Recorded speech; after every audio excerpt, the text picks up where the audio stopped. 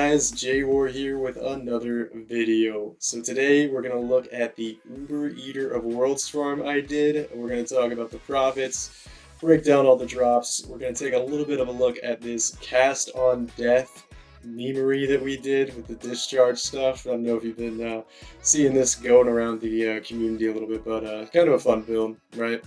But anyway, we'll go over all the profits we got. We'll break down the drops like we normally do. We'll talk about, was the farm worth it? How did it go? Did we get our Ashes of the Stars amulet? And yeah, so let's get into it. So first of all, we used a cast on Death Discharge Occultist build for this, which if you've been keeping up with PoE, you've probably seen the memery that surrounds this build and how it works. And basically, how it works is Cast on Death gives a huge multiplier to damage with the support gem, but obviously you have to die to use it. So we're taking advantage of the 6 portal softcore strategy here and going in and trying to one-shot the boss with Discharge and a really cheesy setup. So, but this isn't really a build guide about the Discharge build or anything, that's just what we're using, so if you see all the highlights, you gotta know what's going on with that.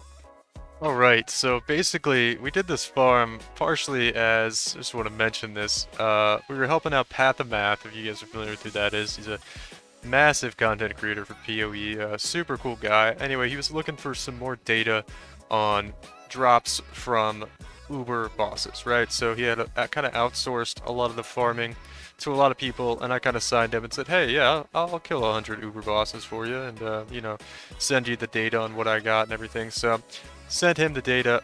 If you don't know who he is, check him out. He's a really great content creator. He's basically the reason why everyone doesn't have to go to TFT for mirror services and pay their entire stash tabs and currency for one mirrored item.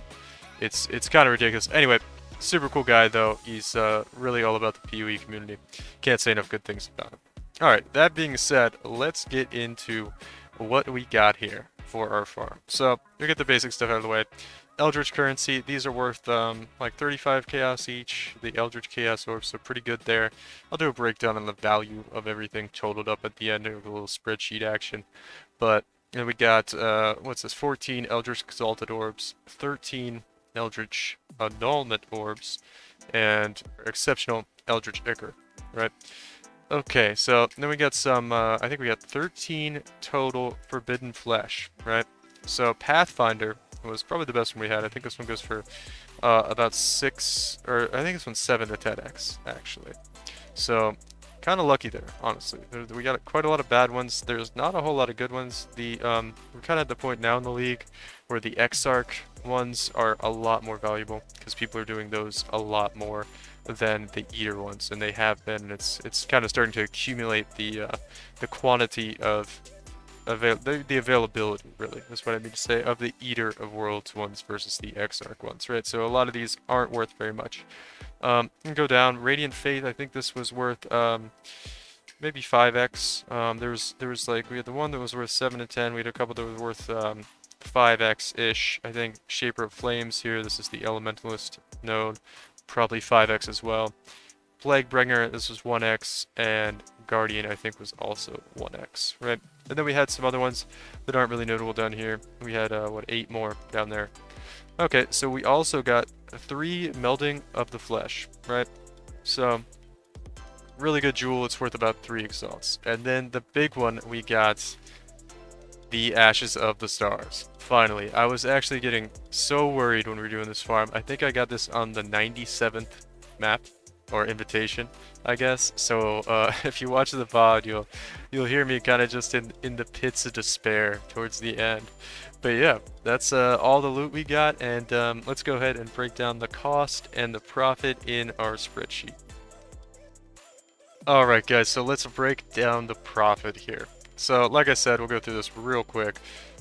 We had all the Forbidden Flesh jewels here, total of, let's see, 5, 6, 7, 9, 17x for those. And I would say we got a little bit lucky. The Pathfinder is probably one of the best ones you can get, I think. I'm not too sure about that though. Somebody can correct me in the comments as to what the most valuable forbidden flesh jewel is. That would actually be kind of cool to know without having to look them all up myself. Actually, you could probably look it up on PoE Ninja. Anyway, getting sidetracked here. We got 3 Melding of the Flesh as well. Total of 9x there. And then our total for Eldritch Ichor, Eldritch Chaos, and Ultimate Exalted Orbs is going to be... Well, I'm not going to do the math on all these with the decimals, so it's 3.4, actually 7, and then 11, so about 18x total there. And then Ashes the Stars was 41x at the time of making this video. So total, we had 85.18 exalts in in revenue, I guess. And then the maps, or the invitations, I should say, cost 110 exalts. So we actually lost 24, almost 25 exalts doing this farm. And I guess we got a little unlucky. I think the drop rate on Ashes is supposed to be around 50 or 2%, right? So it's 1 in 50. So we did 100 maps. Should have probably got 2, only got 1. But yeah, another kind of gambly farm session here. So not the best farm, I would say. I mean, it's kind of known by now. This was more just kind of for fun and to help out Path of Math with some data on the Uber bosses, so he could plug it into his crazy spreadsheets. But yeah, it's kind of known. The Uber bosses are not the best farm, at least Uber Exarch and Uber Eater.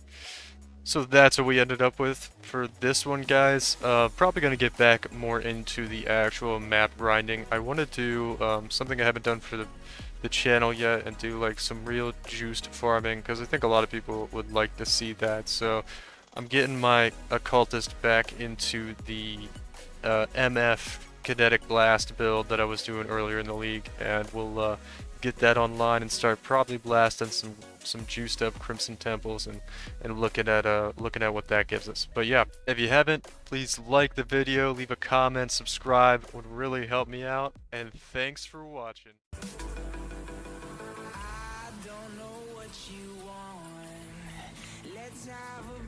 Oh, I got one!